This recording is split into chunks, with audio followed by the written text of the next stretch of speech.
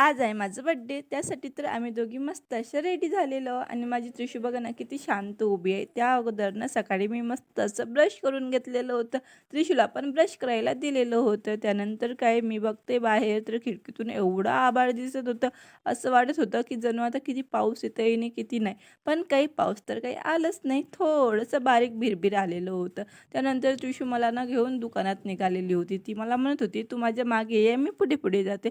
मग काही तिकडनं आले, लगेच अंघोळ करून घेतली आणि मला आज स्वयंपाकामध्ये तिळाची चटणी बनवायची होती. त्यासाठीच मस्त असे तीळ भाजून घेतलेले होते. कोणाकोणाला तिळाची चटणी आवडते कमेंटमध्ये नक्की सांगा. तीळ वगैरे भाजून घेतले, स्वयंपाक वगैरे केलं. त्यानंतर दुपारच्या टायमामध्ये ना आम्ही दोघी निघालो होतो बाहेर बसण्यासाठी. ऋषी पण बाहेर ना मस्त असे चिप्स एन्जॉय करत होती. आता रोज तर नाही, पण कधीतरी ती असं बाहेरचं खात असते. त्यानंतर काय, आज होतं बुधवार. बुधवार म्हणलं की असते आमच्या इकडचं बाजार. मग बाजारात तर जावंच लागते. मस्त अशी बाजारात गेले, थोडीफार शॉपिंग वगैरे केलं आणि त्यानंतर आम्ही घरी परत आलो. आता सध्या तरी तुमच्याकडचं वातावरण कसं आहे कमेंटमध्ये नक्की सांगा. चला तर भेटू आपण अशा दुसऱ्या ब्लॉगमध्ये.